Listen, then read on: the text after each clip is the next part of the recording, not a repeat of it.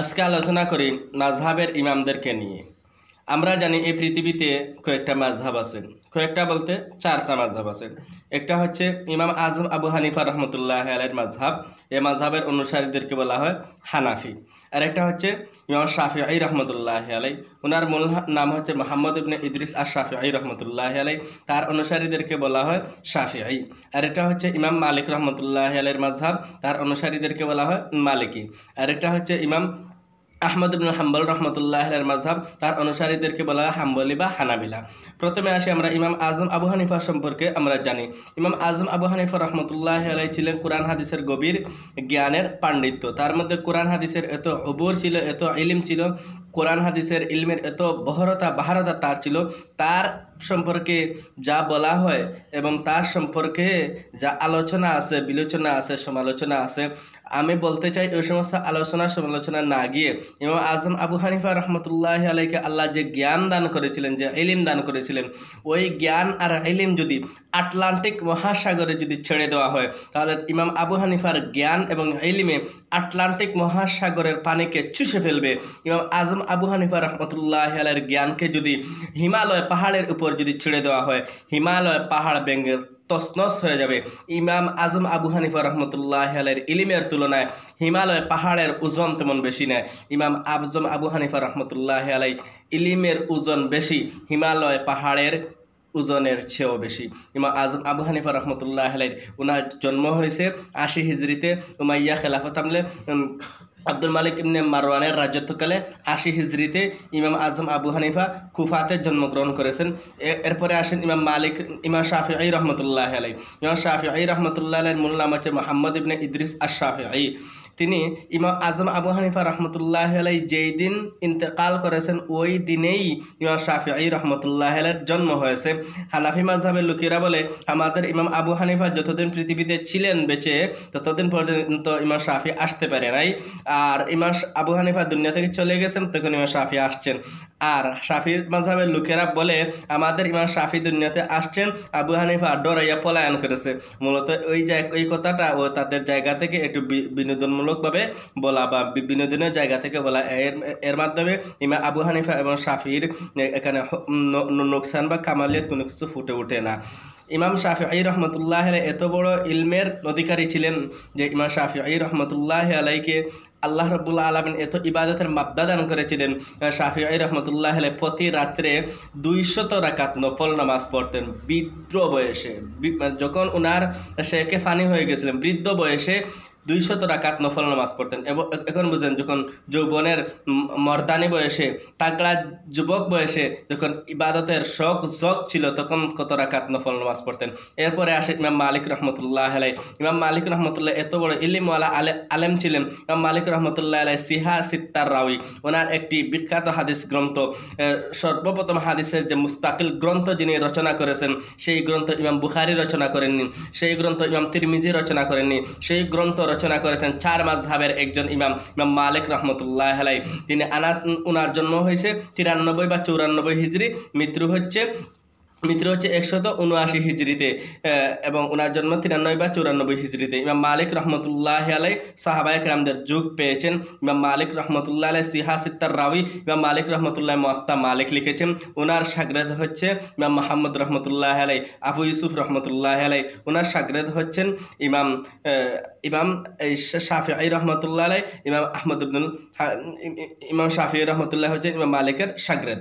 এরপরে ইমাম মালিক রহমতুল্লাহ এত বড় আলেম ছিলেন যে তিনি মদিনাতে থাকতেন, মদিনাতে বসবাস করতেন। ইমাম মালিক রহমতুল্লাহ আলাইহি মদিনাতে যখন চলাকালীন সময়ে তিনি পায়ে জুতা পরিধান করে হাঁটতেন না।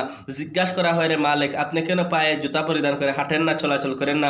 ইমাম মালিক রহমতুল্লাহ আলাইহি বলেন, এই মদিনাতে আমি বসবাস করি। এই মদিনাতে একসময় আবু বকর রাদিয়াল্লাহু তাআলা বসবাস করেছেন, ওমর রাদিয়াল্লাহু তাআলা বসবাস করেছেন, এবং কি সাইয়্যিদুল মুরসাল, আকা নবী, আশিক নবী, সাদিক নবী, মাসদুক নবী, নবীকুল শিরোমণি পয়গম্বর আরবি সাল্লাল্লাহু আলাইহি সাল্লাম, বদরুদ্দুজা, শামসুল হিদায়া, মুহাম্মদুর রাসূলুল্লাহ রাসূলুল্লাহ সাল্লাল্লাহু আলাইহি সাল্লাম এই মদিনাতে বসবাস করেছেন, এই মদিনার জমিনে বিচরণ করেছেন, মদিনার জমিনে হাঁটাচলা করেছেন। এখন আমি মালিক যদি পায়ে জুতা পরিধান করে যদি হাঁটি আর ওই ধুলাবালুতে যদি আমার জুতা যদি লাগে আর ওই ধুলাবালু যদি সরাসরি রসুলের পায়ে যদি লাগে তাহলে এটা বেয়াদবি হয়ে যাবে। ওই বেয়াদবি হয়ে যাবে, ওই জায়গাটা অনুভব করে মালিক রহমতুল্লাহ পায়ে জুতা পরিধান করে হাঁটতেন না, বলতেন ওই ধুলাবালু যদি আমার রসুলের পায়ে লাগে আর ওই ধুলাবালুতে আমার জুতা লাগবে তা হতে পারে না, আল্লাহর রসুলের পায়ের থেকে আমি ইমাম মালিকের পা বেশি দামি নয়। এরপরে আসেন ইমাম আহমদ ইবনে হাম্বল রহমতুল্লাহ আলাইহি, এত বড় ইলমওয়ালা আলেম, এত বড় জবরদস্ত আলেম ইমাম মালিক রহমতুল্লাহ আলাইহির শান মান সম্পর্কে আমি বাংলা ভাষায় বুঝাইতে পারবো না। এমনকি আমি তো দায়িত্ব নিয়ে বলতে পারি বাংলা ভাষাভাষী যত পণ্ডিত আছে, যত সাহিত্যিক আছে, তারা তাদের ভাষায় সমস্ত লেখক তাদের লেখকের কলমের দ্বারা, সমস্ত সাহিত্যিক তার সাহিত্যের মাধ্যমে, কবি তার কবিতার মাধ্যমে, এমনকি গায়ক তার গায়কের সুরের মূর্ছনায় যদি মাতোয়ারা করে, যদি সমস্ত মানুষকে যদি মাতোয়ারা পর্যন্ত যদি করে দেয়, তারপরে আহমদ ইবনে হাম্বল রহমতুল্লাহ আলাইহির শান মান বর্ণনা করে শেষ করতে পারবে না। আহমদ ইবনে হাম্বল রহমতুল্লাহ আলাইহির শান মান সম্পর্কে একটা কথা বলে, আহমদ ইবনে হাম্বল রহমতুল্লাহ আলাইহি 10 লক্ষ হাদিসের হাফেজ ছিলেন। কথা বুঝে আসছে? ঠনক নড়ছে? ইমাম শাফিঈ রহমতুল্লাহ আলাইহি হাদিসের হাফিজুল হাদিস, কিন্তু ইমাম আহমদ ইবনে হাম্বল রহমতুল্লাহ আলাইহি 10 লক্ষ হাদিসের হাফেজ ছিলেন। ওনার একটি জগৎবিখ্যাত একটি হাদিসের গ্রন্থ হচ্ছে মুসনদে আহমদ। মুসনদে আহমদের মধ্যে প্রায় 52,000 হাদিস সংকলিত আছে। ইমাম আহমদ ইবনে হাম্বল এত বড় আলেম ছিলেন, মুতাজিলাদের বিরুদ্ধে তিনি লড়াই করেছেন। এমনকি মুতাজিলারা যখন বলল কোরআন মাখলুক, আহমদ ইবনে হাম্বল তাদের বিরুদ্ধে কথা বলে তিনি বলেছিলেন মা বাইনা দাফাতাইন কালামুল্লাহ, কোরআনের পৃষ্ঠা, কাগজ, কলম, কালি, দোয়া সব কিছু বলেছেন তিনি কদিম। অর্থাৎ এই কথাটা কিন্তু এই সহিহ এতেবারে বলেনি, তিনি বলেছেন এই রাদ্দান লিল মুতাজিলাদের খণ্ডনার্থে এই কথাটা বলেছেন।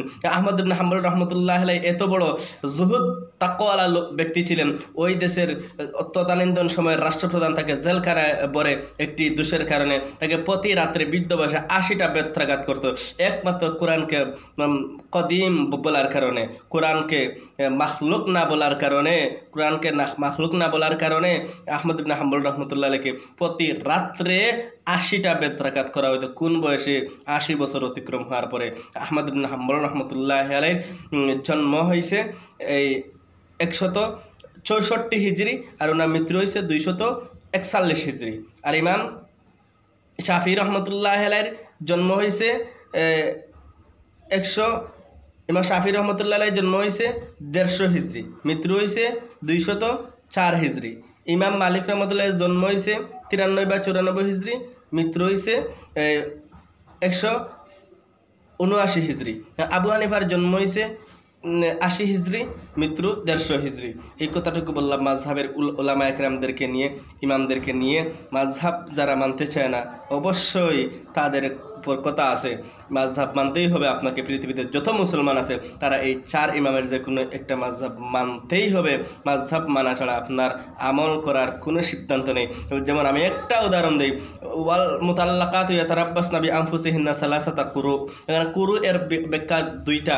ইমাম শাফি রহমতুল্লাহ আলাইহি নিয়েছেন তুহুর, আবু হানিফা নিয়েছেন হায়েজ।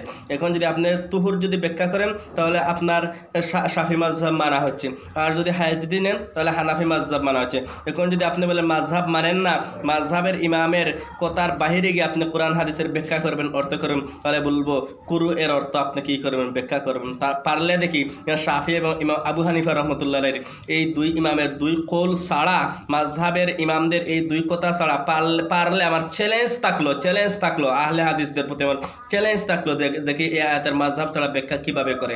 আমার চ্যালেঞ্জ থাকলো, ইনশাআল্লাহ পারবেন না। আর আপনাদের পুঁজিপাট্টা সম্পর্কে আমি খোলাউড়ি কম জানি না। হ্যাঁ, আমি আবার এটা অহংকার করেও আবার বলছি না, এটা আমি বাস্তবতার জায়গা থেকে বলছি। যাই হোক, ইমাম আজম আবু হানিফা রহমতুল্লাহ আলাইহির মাযহাব এই পৃথিবীর 80 কোটি মানুষ মানে। যেমন শাফি রহমতুল্লাহ আলাইহিকে বিশ্বের সব মানুষ চিনে এবং জানে এবং মানে। ইমাম আহমদ ইবনে হাম্বল রহমতুল্লাহ আলাইহির মাযহাব আজকে মক্কা মদিনায় চলে আসতেছে।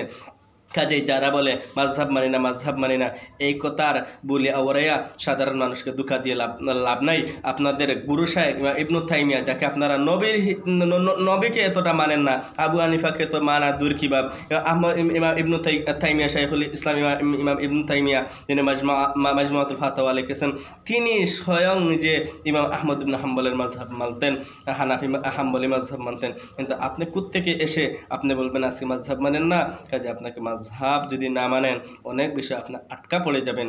কাজেই আমি আজকে আবু হানিফা, ইমাম শাফি, ইমাম মালিকি, ইমাম হাম্বলি সম্পর্কে কিছু কথা বললাম। এই কথার মধ্যে কোনো ফাঁক থাকলে অবশ্যই কোনো এখানে আঙ্গুল ঢুকানোর কোনো সুযোগ নেই। ইমাম আজম আবু হানিফা এত বড় আল্লাহর ওলি যে ইমাম আজম আবু হানিফা রহমতুল্লাহ আলাইহি 70 বছর হায়াত পেয়েছিলেন। 70 বছর হায়াতের মধ্যে 7000 বার পবিত্র কোরআন খতম করেছেন। আপনি কয় হাজার বার পবিত্র কোরআন খতম করেছেন? আপনার বাবা কয় হাজার বার খতম করেছেন? আপনার 14 দুগুণা 28 গোষ্ঠী হায়াত পেয়ে তারাকে সবার কোরআন খতম যদি এক জায়গায় করা হয়, তাহলে ইমাম আজম আবু হানিফার কি কোরআন খতমের সমান হবে? তাহলে আপনি আবু হানিফার বিরুদ্ধে কথা বলেন, আপনার ঠোঁটটা খাবে না? ইমাম আজম আবু হানিফা রহমতুল্লাহ আলাইহি রমজান মাসে 62 বার পবিত্র কোরআন খতম করতেন। ইমাম আজম আবু হানিফা রহমতুল্লাহ আলাইহি যেই জায়গায় ইন্তেকাল করেছেন ওই জায়গায় 1000 বার পবিত্র কোরআন খতম করেছেন। ইমাম আজম আবু হানিফা রহমতুল্লাহ আলাইহি একটা না সারা নামাজের রুজু দিয়া ফজরের নামাজ পড়েছেন 40 বছর। ইমাম আজম আবু হানিফা রহমতুল্লাহ আলাইহি 2 রাকাত নামাজে পবিত্র কোরআনকে খতম করেছেন, তাও আবার এক পায়ের উপরে বর কইরা আর এক পাকে জমিন থেকে পৃথক রাইকা। এখন বুঝেন তারা কেমন বড় আলেম ছিলেন। ইমাম আহমদ ইবনুল হাম্বল রহমতুল্লাহ আলাইহি 10 লক্ষ কোরআনের হাফেজ, 10 লক্ষ হাদিস, 10 লক্ষ হাফিজুল হাদিস, 10 লক্ষ হাদিস ওনার মুখস্থ ছিল। শাফিঈ রহমতুল্লাহ আলাইহি এত বড় আল্লাহর ওলি ছিলেন, প্রতি রাত্রে 200 রাকাত বৃদ্ধ বয়সে নফল নামাজ পড়তেন।